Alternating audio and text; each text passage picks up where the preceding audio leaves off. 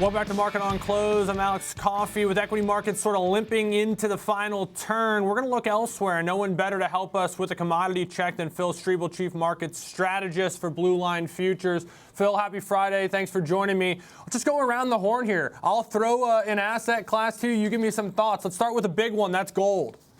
Oh, gold. So, I mean, it's essential when you're looking at the gold market to, because of the volatility, to kind of take a step back and understand the dynamics and the main drivers of the market right now. The tariff negotiations, they've been going on, and the market is starting to get some kind of sense of relief because of that. Now, when you get progress on the tariff negotiations, it acts as a headwind because people rotate back into risk assets. The second thing to monitor is central bank demand. I mean, we've seen China, they've added for 6 straight months on central bank demand with the gold market adding to those reserves. And finally, the ETF flows up about 7.1% year to date. So if those can continue to develop, you're going to see gold futures move higher. Now, before you interrupt, there is also that problem that gold futures could start to sell off again. And we've seen some volatility to the downside in that market. And it's obviously the US dollar has a 95% inverse correlation. Managed money, the participants, they just aren't there. And then finally, the Federal Reserve, they're not giving us any love by cutting interest rates anytime soon.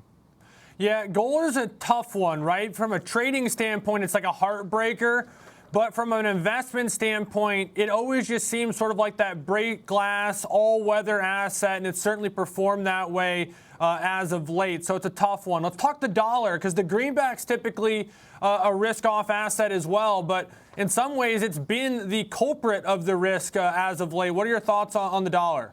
Yeah, the dollar and also the treasury markets are getting just no love from investors. We've seen the dollar index treading water around the 100 level. It could continue to break down. At one point, the euro currency looked like it was going to start a decline, but the market had reversed and headed back higher. The dollar is kind of in this, again, wait and see type of environment at the moment. Same thing with U.S. treasuries.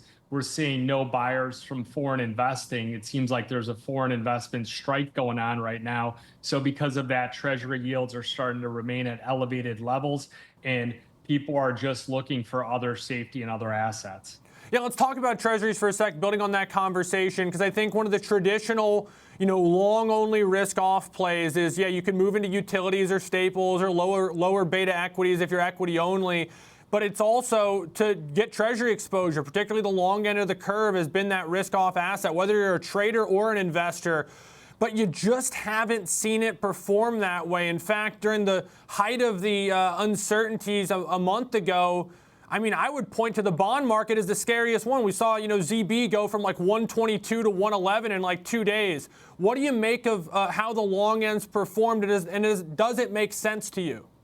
It's been that buyer strike. That's the reason why the prices have gone from there. They rotated out into other things. May it be even the gold market, but I don't think you start to see a bigger dynamic and a bigger move in the bonds, in the 10-year note, until you get that clear picture of what the Fed's going to do. How is inflation? How is employment? And how are these tariffs going to play out? I think that what will end up happening is you go out to September, we'll probably see a much larger cut, like a 50 basis point one, and that appeases the Trump administration, gets Jerome Powell that pat on the back, and maybe he won't be called too late this time. Yeah, or perhaps it is too late and it's even bigger than that. We'll find out, I suppose. But you mentioned gold as perhaps one of those alternatives that investors and traders have flocked to. Could you make the argument that Bitcoin's also perhaps been one of those places? Or has this just been the risk on returning and Bitcoin just leading the way? What an incredible recovery in Bitcoin. And you saw Bitcoin have 2 or 3 sessions where it moved aggressively higher, recaptured some of the resistance zone, 92, 94,500. And then we started to just trend higher on the charts.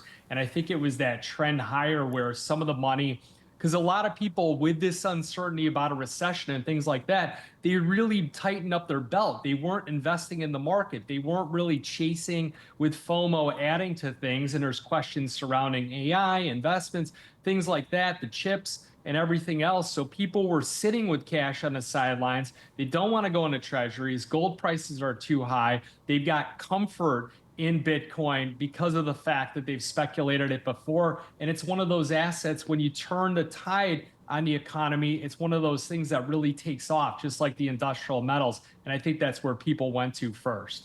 All right, we got to talk a little bit of equity markets, but we'll do so through volatility. Do you think volatility is fairly priced here to reflect the uncertainty that still kind of hangs in the balance? I mean, you look at the VIX. The VIX has come back down to like pre-tariff levels. You know, we had the first trade deal go through.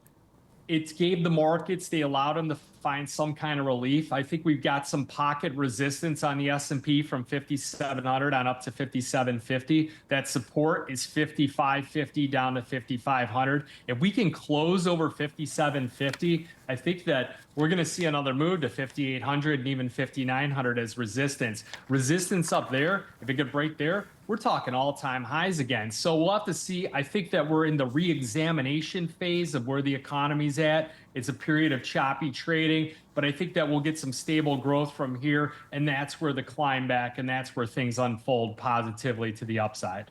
Phil, I appreciate it so much. You're the man and just the guy we needed here on this Friday to go through all this different stuff. So you have a great weekend. We'll catch up soon. That's Phil Strebel from Blue Line Futures.